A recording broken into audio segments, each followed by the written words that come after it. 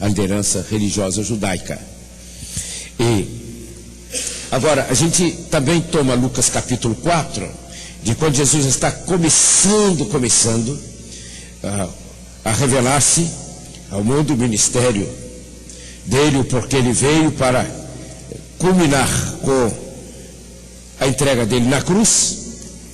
E aí ele junta lá após o batismo dele, e na sequência que Lucas coloca, vê a tentação de Jesus, e aí ele sai do deserto, e o que está no verso 14: então, pelo poder do Espírito Santo. Como Jesus se movia na terra?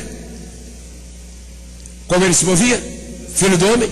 Pelo poder do Espírito Santo. Então, a igreja da palavra do poder é o poder do Espírito Santo, como o Smith Wigglesworth disse no texto que nós vemos dele há pouco. Quando ele fala Espírito Santo, está referindo-se exatamente isso. Ou seja, o normal é como identidade dos filhos de Deus na terra. Então, pelo poder do Espírito Santo, voltou Jesus para a Galileia, e a sua fama correu por todas as regiões circunvizinhas. Ele ensinava nas sinagogas, e por todos eram louvados, ou seja, ficavam impressionados, impactados com o que ele dizia. Chegando a Nazaré, onde fora criado, entrou num dia de sábado na sinagoga, segundo o seu costume, levantou-se para ler. Ler o quê? A palavra da antiga aliança. E foi-lhe dado o livro do profeta Isaías. Ao abrir o livro, achou o lugar onde estava escrito: juntos, o Espírito do Senhor está sobre mim, pelo que me ungiu para evangelizar aos pobres, enviou-me para pregoar liberdade aos cativos, dar vista aos cegos, pôr em liberdade os oprimidos e anunciar o ano aceitável do Senhor. O Espírito Santo está sobre mim, e é o mesmo que está sobre a igreja, sobre cada discípulo dele na terra. Foi isto que ocorreu em João 20, quando ele, na primeira etapa, ele soprou e disse: recebeu o Espírito Santo. E a revelação seguinte, que não sei se vai dar tempo da gente trabalhar um pouco sobre isso, porque daqui a pouco será sexta-feira, 10 da noite, e quando ele disse, da autoridade que ele conferiu, disse: os pecados que vocês perdoarem serão perdoados. O que é isto? Como isto que ele entregou como ação da sua igreja na terra haverá de fluir. Mas aqui está exatamente a razão por que Jesus Cristo veio. O que ele fez é o evangelho do reino, e é o evangelho para o qual ele comissionou cada pessoa que ele salva. E como congregação do corpo dele, nós devemos viver corporativamente assim. Isto é a sua igreja. E eu acho também, relacionado com esse texto muito oportuno, a palavra de Pedro, quando chega lá na casa do Cornélio. A gente já leu ontem no outro contexto. E aquela crise terrível de Pedro, tendo que entrar na casa do gentio, e com toda a indisposição, mal-humorado, indignado, porque ele não teve como se livrar, e imagino que ele já sabia as complicações que viriam sobre ele.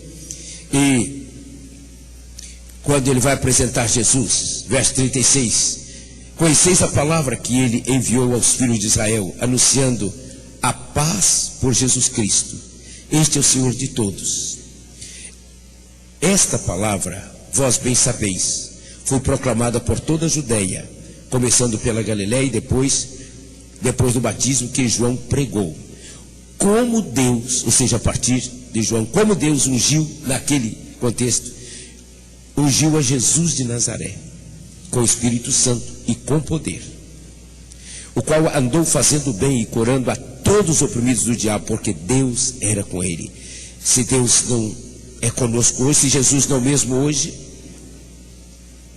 então o que nós ouvimos ontem sobre o Jesus ser o mesmo ontem, hoje, eternamente, nós precisamos considerar isto, se ele de fato é o mesmo hoje, ou se de fato nós estamos nele.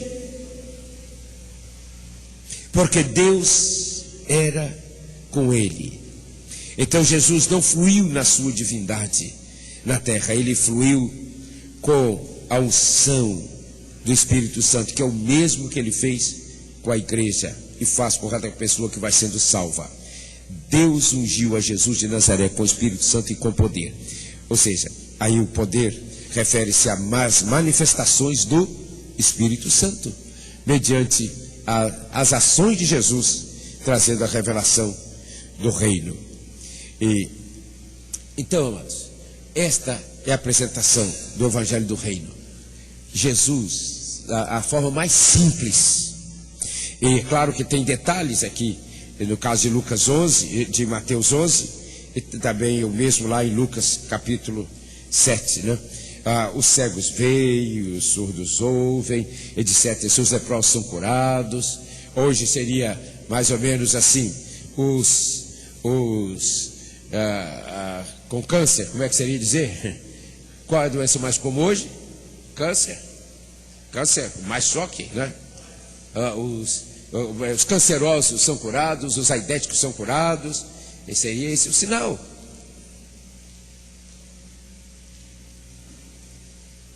E como situação normal do Evangelho do Reino. Será que 2000 anos depois as coisas mudaram?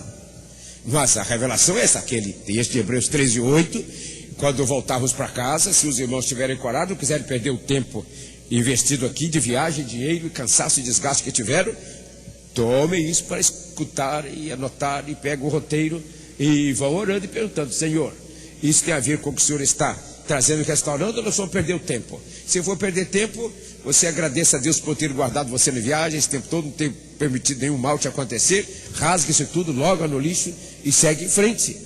Mas se nós sairmos daqui e pegarmos tudo isso e colocarmos dentro de um cofre e guardar, nós perdemos nosso tempo. Nos ajuntamos, não é para isso. Perdemos o tempo.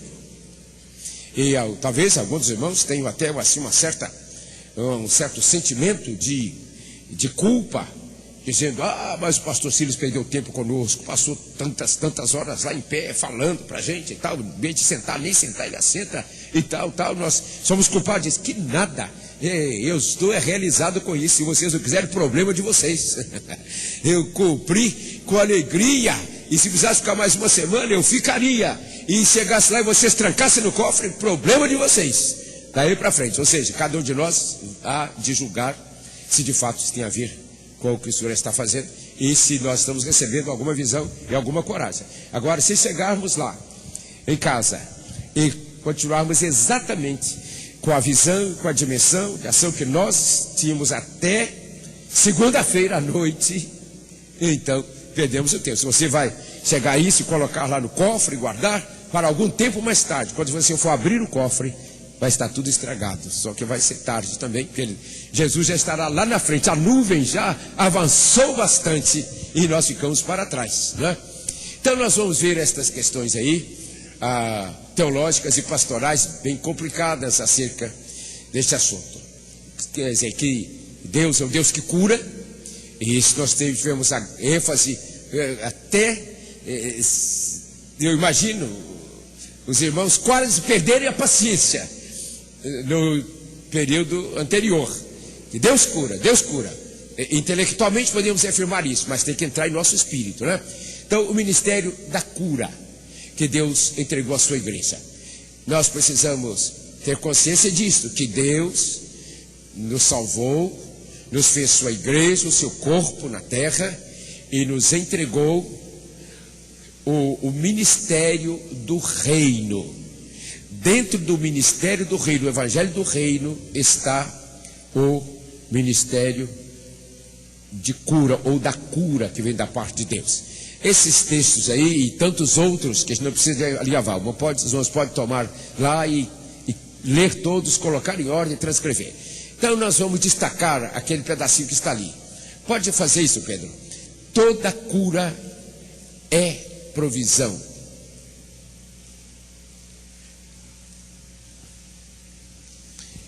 Toda cura é provisão e obra de Deus. Então nós vamos botar aí um E no lugar do E e vamos tirar